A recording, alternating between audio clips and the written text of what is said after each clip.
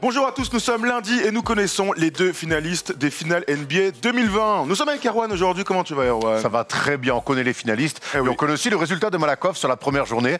Malakoff s'est imposé à l'ACBB sous les yeux de Paul Harrer et Méché. Voilà, qu'est-ce que tu veux que je te dise? Supporter de Boulogne. Et supporter de Boulogne, donc voilà, on a fait fermer sa bouche à Paul Harrer à domicile, voilà. Et côté Marseille alors du coup côté Marseille, je ne sais pas de quoi tu parles, ils ne sont pas en pré-national d'Île-de-France. Et ne joue pas au basket surtout. J'ai remarqué que le PSG était passé devant Marseille, mais bon ça c'est une autre affaire, on parlera de ça dans House of Sports un peu plus tard dans la journée, ça se passe à 16h30 sur le stream. Aujourd'hui, on va faire l'état des lieux des deux franchises qui ont été éliminées pendant ces finales de conférence, puisque donc la finale, je ne l'ai pas dit, ce sont les Los Angeles Lakers de LeBron James et Anthony Davis qui vont affronter le Miami Heat de Jimmy Butler et d'Eric Spoelstra. J'ai envie de mettre les stars en avant. Et de Bam Adebayo. Connais pas. Non, et Bam Adebayo, évidemment, on va en parler. À Boston, ils le connaissent bien. Hein. Ah, ça, c'est clair. Tu m'étonnes, surtout dans le secteur intérieur. Voici le bracket presque finale. Il ne reste plus qu'une série dans ces playoffs qui nous ravit. Franchement, on passe de très bons moments. La bulle est une 100% réussite de la NBA. Comme on pouvait s'y attendre. Mais donc voilà, donc Miami contre les Los Angeles Lakers, une très belle finale, une finale inédite évidemment. Deux équipes de LeBron James, il y a beaucoup de choses à raconter. On parlera donc, je l'ai dit, de Denver et de Boston, mais on va commencer tout de suite par vous dire que dès demain, on va faire un First Day Show spécial. On est en train de voir avec Nico pour qu'il soit là, mais demain donc plutôt que jeudi, First Day Show, preview des finales. Aujourd'hui, état des lieux des finales de conférence. Demain, on va à fond sur les finales qui commenceront mercredi soir. Et on sera en live.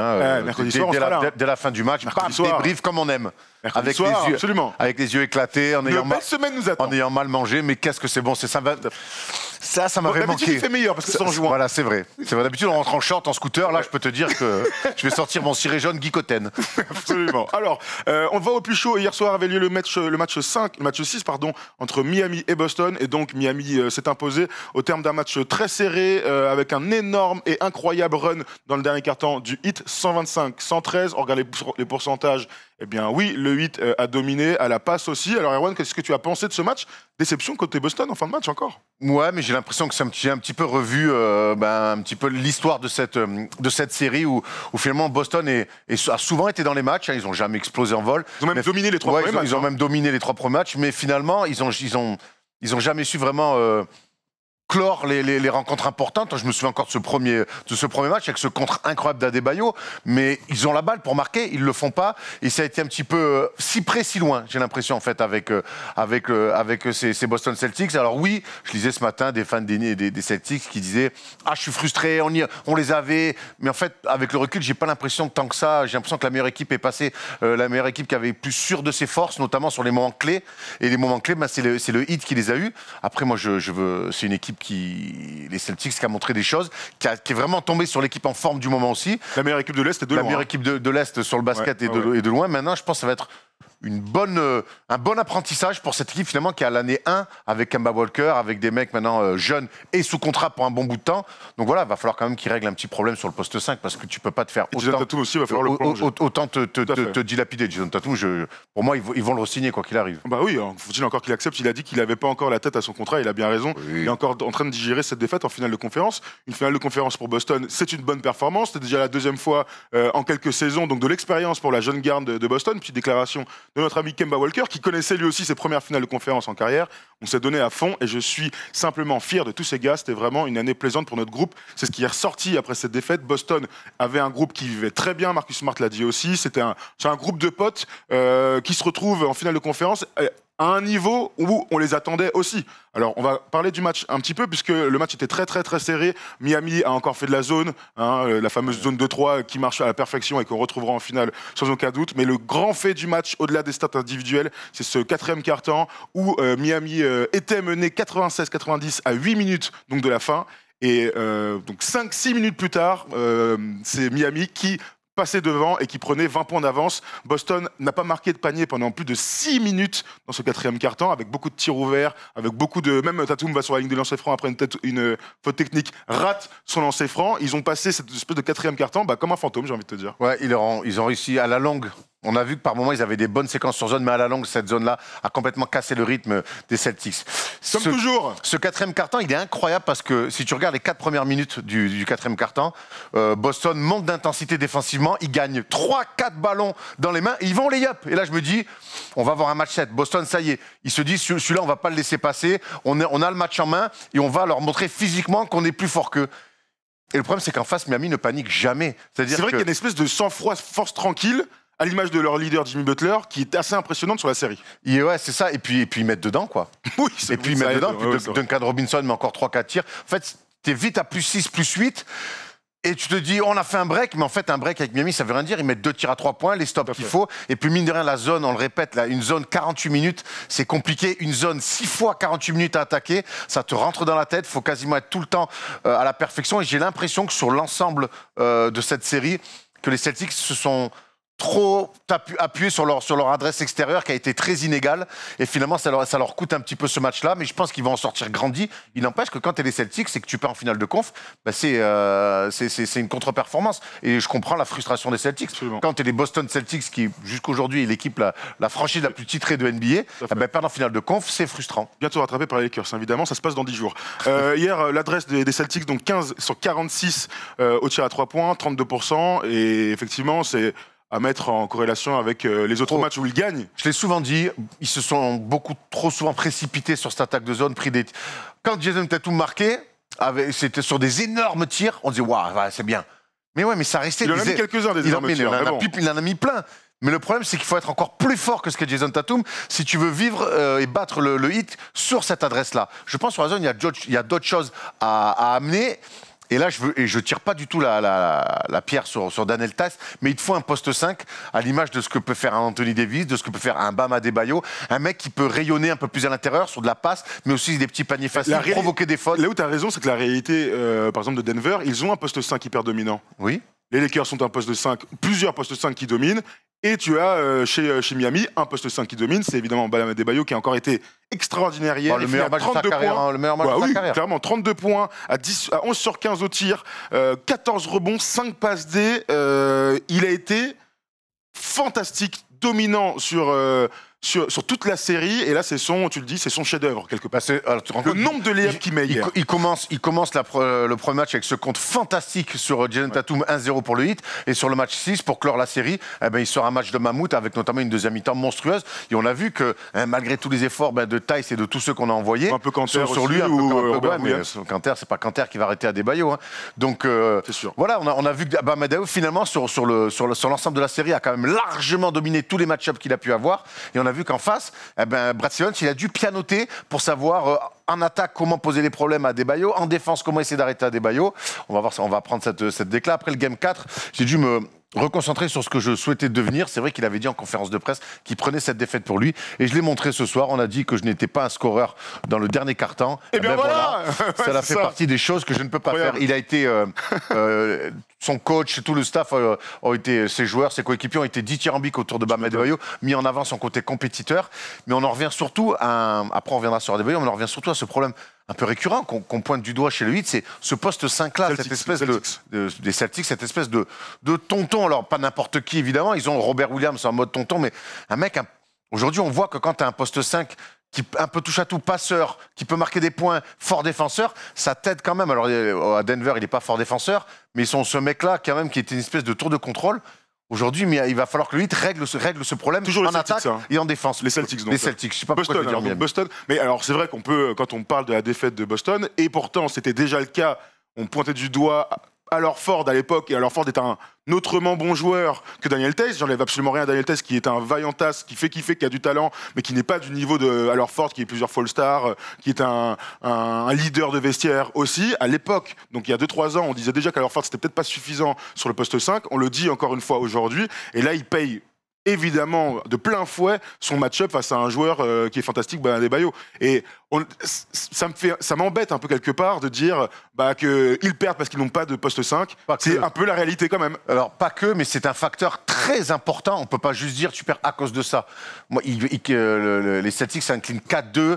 Ils ont quand même été dominés dans des moments importants de plusieurs matchs, donc ils ne perdent pas à cause de ça. Mais c'est sûr que quand tu fais le bilan, ce match-up-là sur ce poste 5 et cette défense et cette attaque aussi sur Adebayo, eh ben tu souffres terriblement de la comparaison. Absolument. Même si Brad Stevens a tenté des coups, tu souffres terriblement de la comparaison. Et pour revenir sur alors Ford, il jouait contre LeBron et on sait que LeBron à l'Est, pour le battre, c'est compliqué. Même à l'Ouest, c'est compliqué de le battre. Il y a autre chose, je regardais NBA Extra quand il y avait Timothée Luwawu-Cabarrot, on l'a regardé un peu ensemble, et Jacques Conclair a dit un truc, mais carrément vrai. Comme souvent. Il disait, oui, comme toujours d'ailleurs, il disait, mais l'équipe de Boston, ses forces sont où? Sur les extérieurs et à l'aile. Ils se font défoncer par qui? Par les extérieurs et par les ailiers, les Jimmy Butler, les Tyler Herro, c'était après la performance de Tyler Herro la semaine dernière, par Goran Dragic. Donc même sur leurs points forts, là où ils sont censés dominer Boston, ils ne dominent pas forcément. On voit la défense là de Marcus Smart. Tyler Herro, il marque sur Marcus Smart comme si c'était un mec normal. Ouais, il est aussi le seul problème. Dans le quatrième quart-temps, Tyler Herro aussi, t'as raison, et va marquer des points en jouant Marcus Smart. En jouant, en allant au lay-up, on est un peu surpris. Après, moi, je trouve qu'il y a un mec qui a été ciblé. Alors, il s'est pourtant battu avec ses armes défensivement. Il y a un mec qui a été ciblé et qui découvre le très très haut niveau, c'est Kemba Walker. Mais qui sera toujours ciblé au vu de son physique. Ah ouais, mais alors peut-être que lui doit aussi évoluer parce que j'ai vu qu'il avait envie de le faire. Dans l'attitude, il n'a pas triché, mais au bout d'un moment, il s'est fait cibler. Et donc, il va peut-être falloir qu'il prenne du gab, il va peut-être falloir qu'il travaille vraiment défensivement. C'est compliqué, a priori. Ouais, je sais, mais du gab, je te parle pas de devenir un bœuf, mais. Il y a 30 ans, c'est ça que je veux dire. Mais en tout cas, je l'ai trouvé. Il y a quelque chose qui ne trompe pas. Il était souvent par terre. Il est tout le temps par terre. Un peu comme Roy Hibbert. Ouais, tous les de moins en haut. Hein, tous les impacts étaient souvent par terre. Alors je l'ai vu essayer de défendre, mais je l'ai surtout vu être ciblé. Et là-dessus, ils ont énormément morflé sur le match-up défensif de Kemba Walker. Voilà, maintenant je te dis, c'est une équipe qui a 1 an avec l'arrivée de Walker. Ils ont quand même assaini énormément le vestiaire.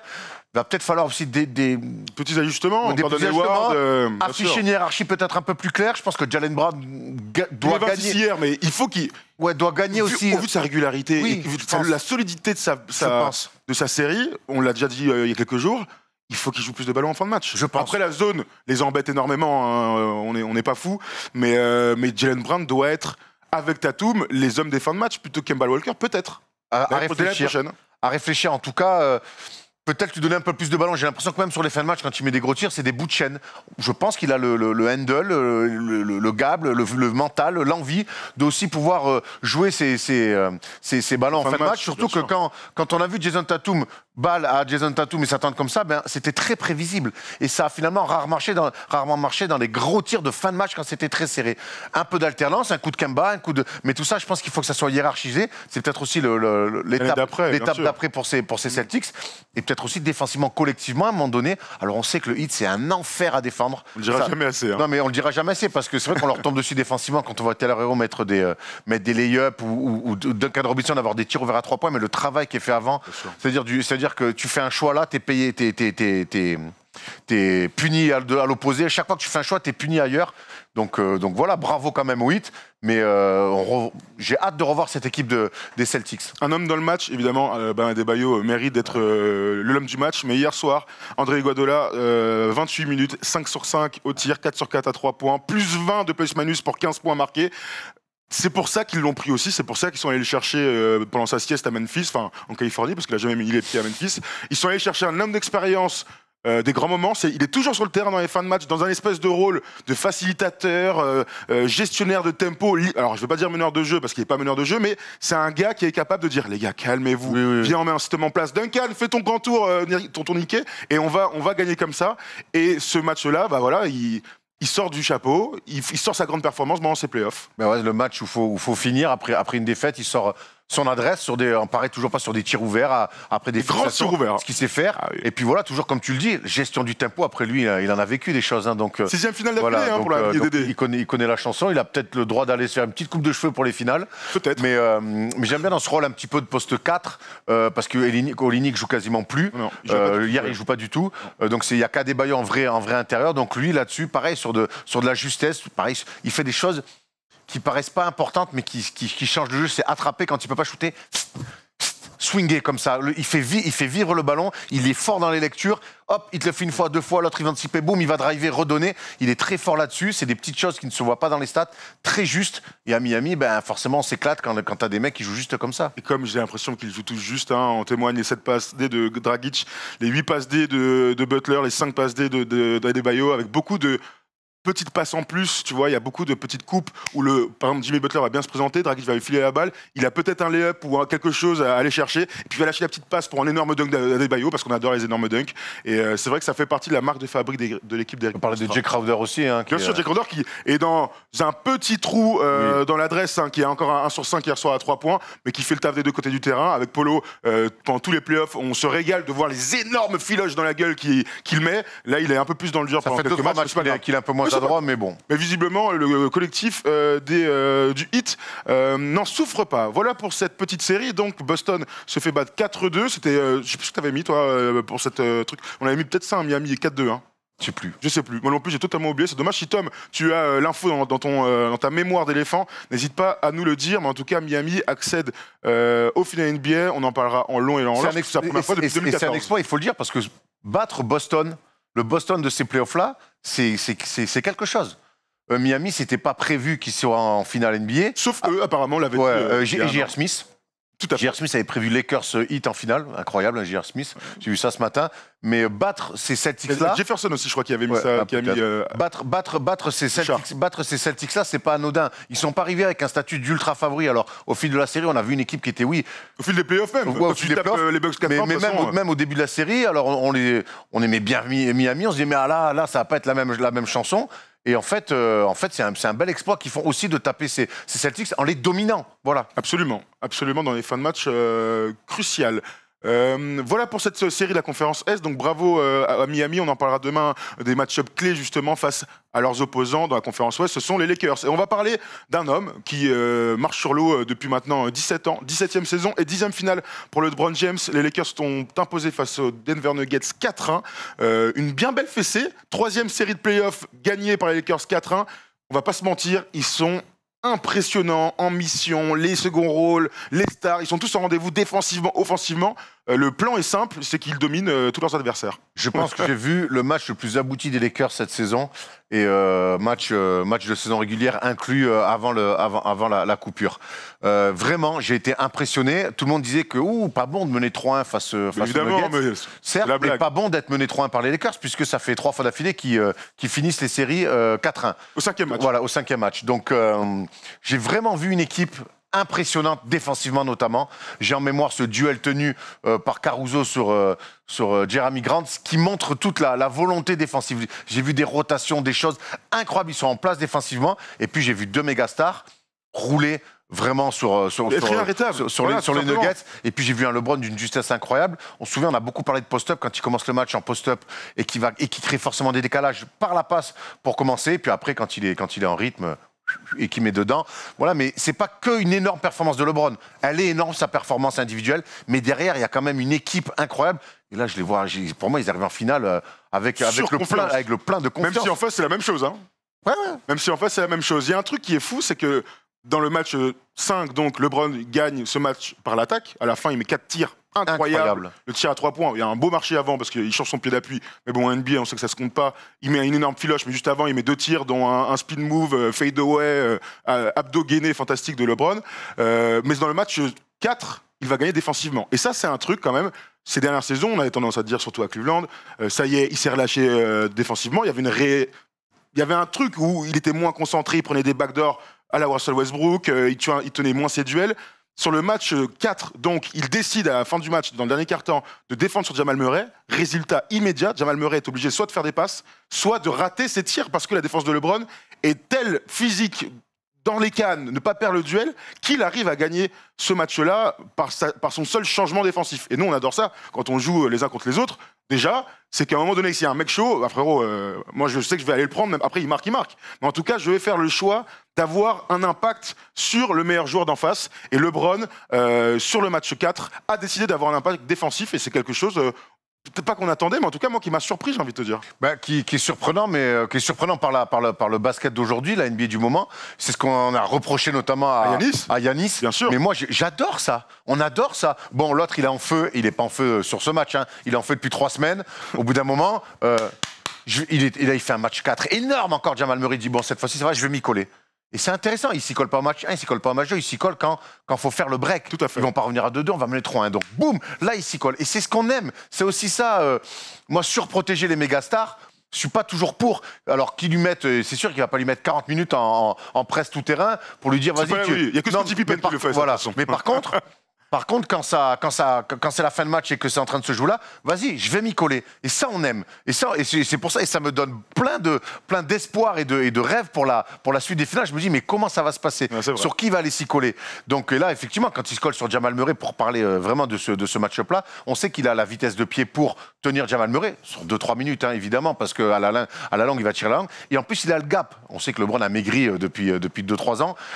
Il s'est affiné, donc là il a la vitesse de pied et en plus derrière, au niveau, une fois qu'il a la vitesse de pied pour le contrôler, il est plus grand, physiquement, il est plus grand, il est plus lourd, donc derrière il va le gêner et c'est ce qu'il a fait. Et cette bascule-là, elle est archi importante et j'espère que ça va donner des idées à d'autres stars qui n'ont pas voulu aller s'envoyer sur Jimmy Butler notamment. Tu m'as compris de qui je parlais. Et pour clôturer ce match 4, en NBA, on change surtout sur les pick and roll. Donc du coup, on se retrouve souvent avec Steph Curry sur Kevin Love. Kevin Love avait très bien défendu, on se souvient, en 2016, sur les fins de match. Tristan Thompson a bien défendu sur Steph Curry, on s'en souvient. Mais donc souvent, on se retrouve avec un grand qui défend sur un petit, mais sur des pick and roll même pas joués. C'est vraiment, on change, tac, tac, tac. C'est un truc qu'on a toujours eu du mal à comprendre.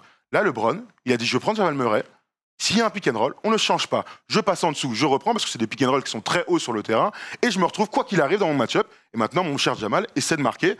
Tu marques, tant mieux parce que t'es trop fort, mais moi en tout cas je vais faire le nécessaire. Donc on n'est pas fou. On n'est pas fou. Voilà, ça me rassure. Exactement. Ça me rassure un peu parce que moi et souvent et Jeff Van Gundy le dit souvent quand il commente les matchs.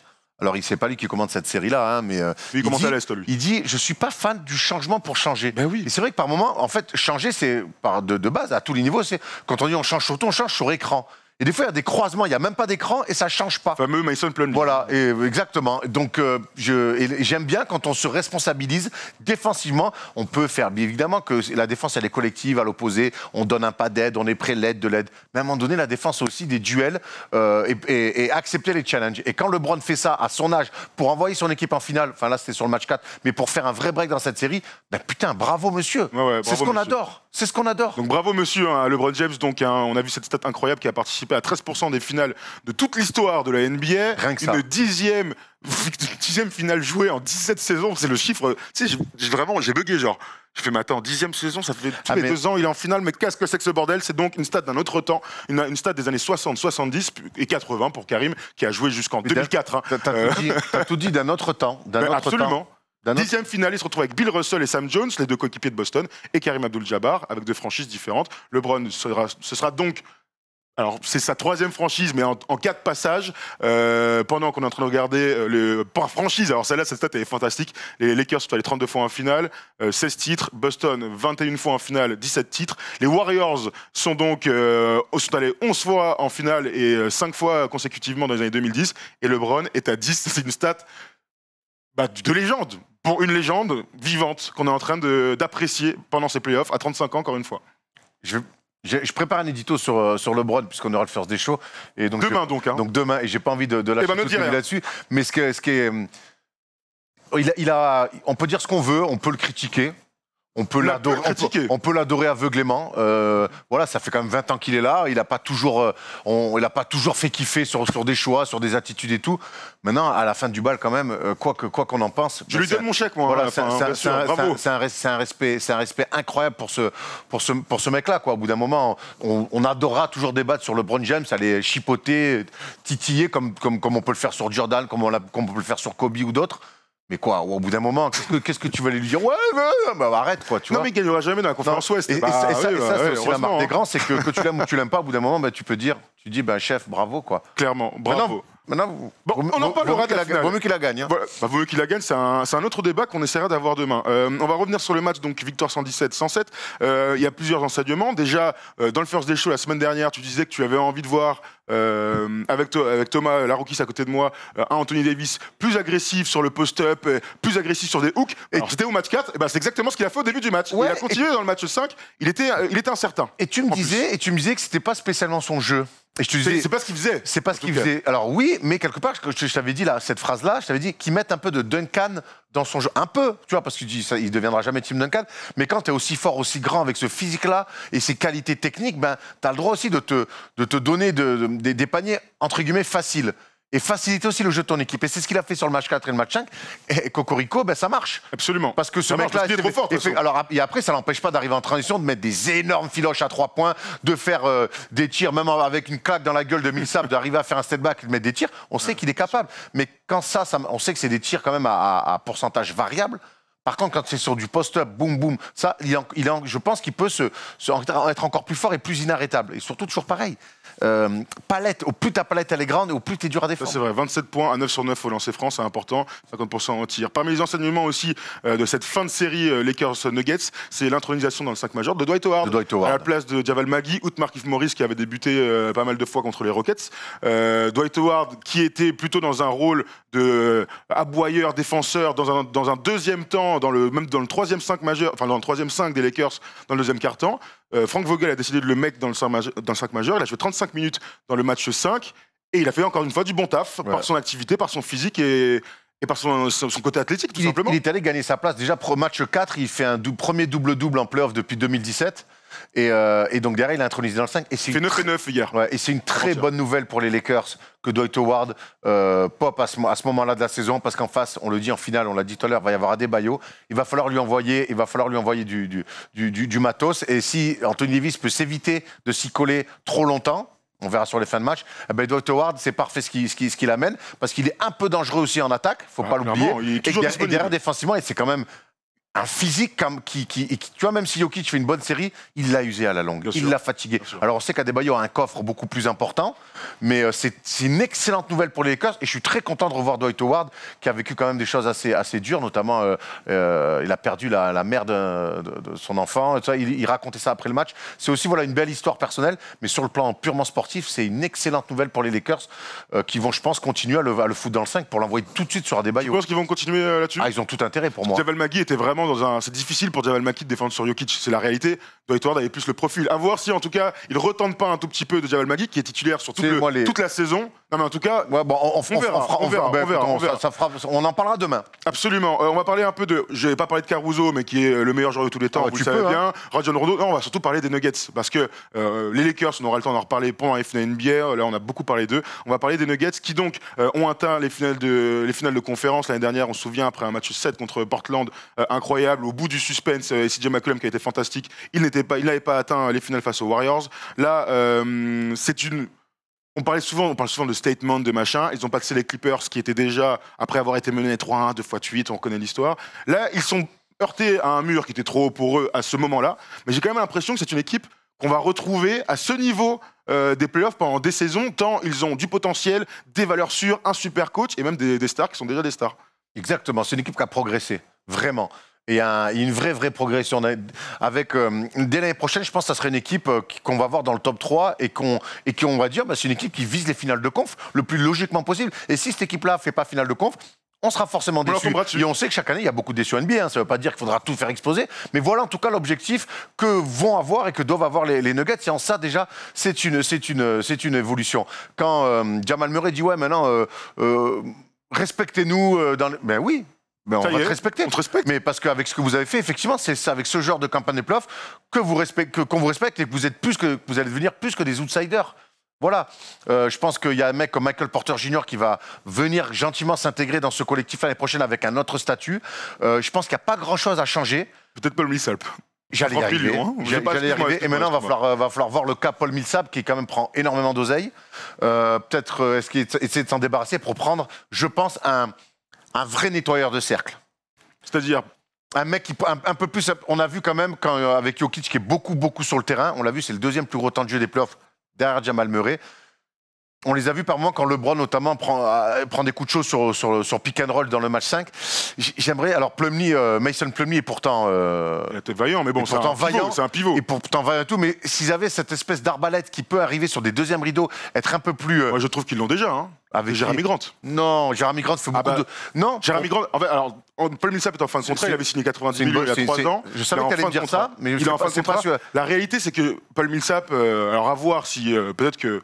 Mike Malone tient énormément à lui et que dans son collectif, c'est une pièce très très importante. Il n'a jamais été sorti du 5 majeur, c'est vraiment le poste 4 titulaire. Là, aujourd'hui, il joue très grand. Alors, c'était cool de voir ça dans le monde du small ball aujourd'hui, de voir deux équipes qui étaient capables de jouer avec Kyle Kuzma poste 2 et avec Michael Porter Jr. et Jeremy Grant et Paul Millsap et Jokic en face. Donc, on a par moments joué très très grand. C'était un véritable choix pour Denver.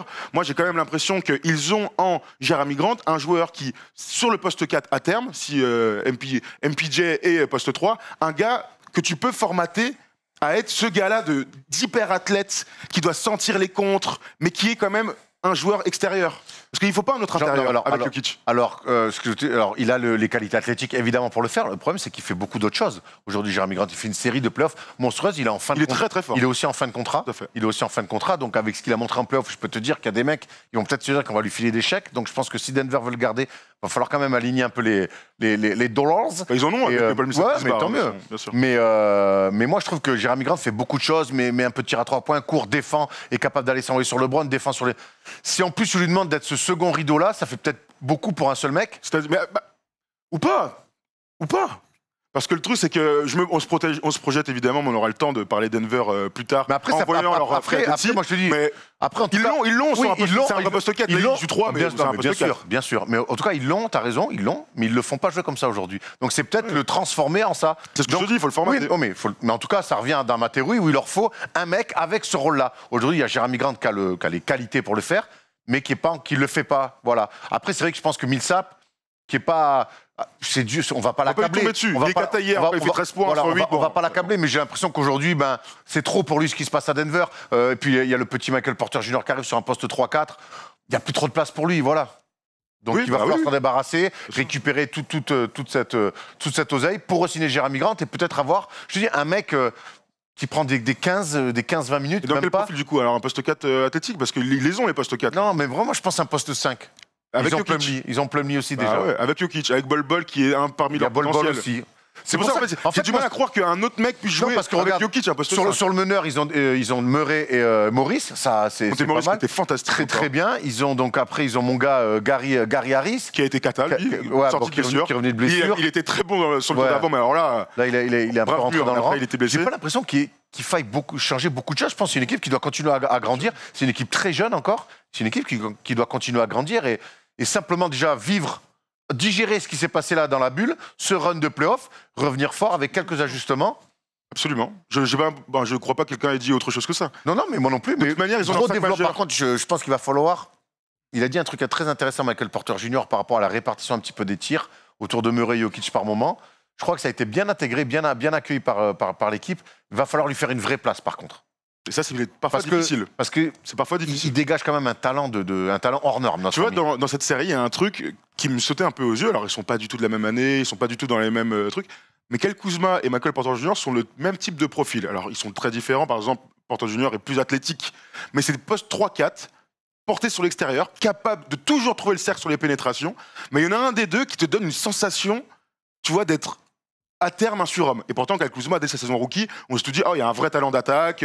Mais c'est aussi deux mecs qui n'en ont rien à foutre de la défense. En tout cas, aujourd'hui, ils ont du mal à s'y mettre. J'espère que Porter Jr. comprendra qu'il va falloir s'y mettre. Mais quand ils étaient souvent face à face, l'un prenait toujours le pas sur l'autre offensivement. Donc il y avait une espèce de similitude de joueurs et de profils qui était plutôt marrante et amusante. Même si l'un des deux qui a un potentiel bien plus élevé. Ah ouais, voilà ce que j'allais te dire. Je donne quand même chez Michael Porter Jr. une palette déjà bien plus complète et il y a un potentiel bien plus fort que Kyle Kuzma qui est dans un trou et qui monte dans l'attitude. Tu trouves? Moi, Porter Jr., même s'il défend pas je vois une attitude un peu de mec à la Grinta et tout. Non, moi, l'autre, j'arrive vraiment pas. Pourtant, il est pas dégueulasse.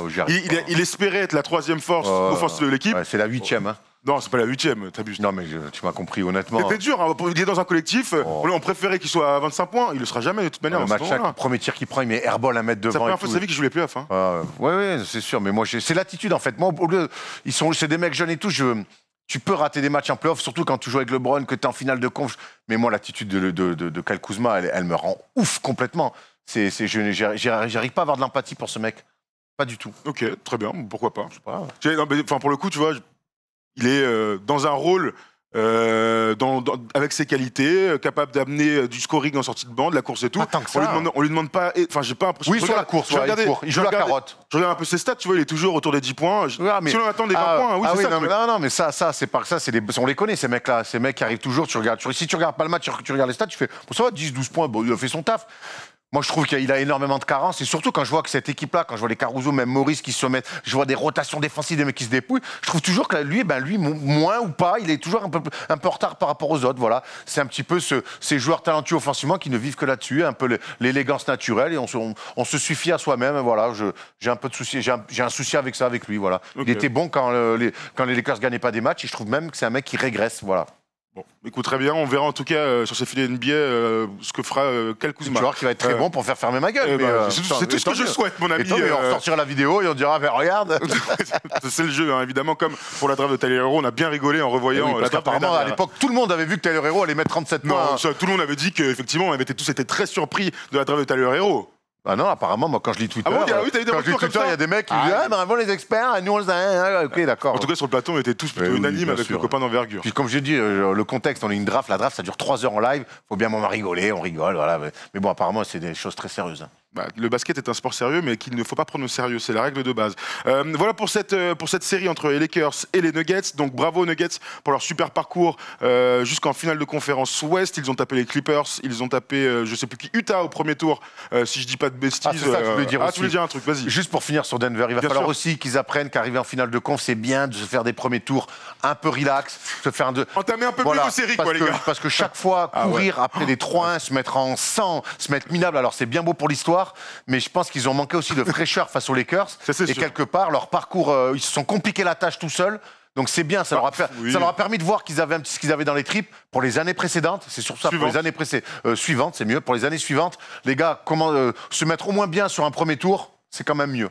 Absolument, absolument. Surtout quand... C'est comme les Lakers, par exemple, qui ont décidé de ne jamais être en danger. Surtout quand ton coach, il fait jouer les stars 47 minutes. Hein. Oui. De toute façon, il faut pour revenir dans un match, tirer sur les stars. Ça, c'est important de se le dire aussi, tu vois. C'est vrai. C'est parmi les évolutions, c'est continuer à être dans le top de la conférence Ouest en saison régulière et d'arriver frais et dispo pour enchaîner des premier ou deuxième tour un peu plus sereinement. Voilà pour Denver que l'on reverra l'année prochaine.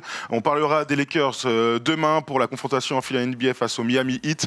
LeBron, Anthony Davis face à Bam Adebayo, Jimmy Butler. Ça va être fantastique. J'ai hâte. Hein. Ça va être fantastique. C'est avec une très belle finale qui commence mercredi soir. Le match sera forcément à 3h du mat parce que sinon c'est pas drôle. 3h du mat, on sera en direct dès la fin de ce match-là. On fera peut-être même des petites previews, tu vois, par exemple mercredi 22h, mercredi 23h. Très bien. Pour parler cotes et paris pardon, Polo ?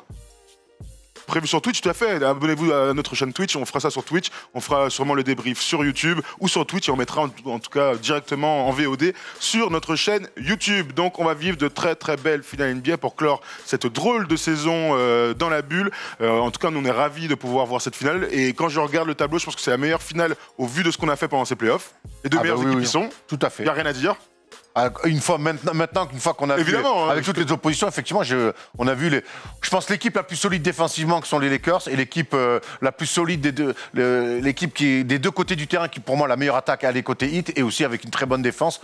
Match-up, mais une bonne défense quand même. Donc voilà, j'ai vu les deux équipes qui ont le plus de certitude et le plus solide, même si pour les Lakers, c'était pas ce qu'on pensait dès le début. Tout à fait. Ils nous ont fait mentir et je suis le premier ravi. Merci à tous, on se retrouve dès demain pour faire la grosse preview de ces finales NBA, les 5 majeurs, les match-up, qui va le remporter, avec quelle cote. Eh bien, ce sera donc demain pour passer une très bonne semaine. Merci à tous et puis à demain tout simplement. Ciao.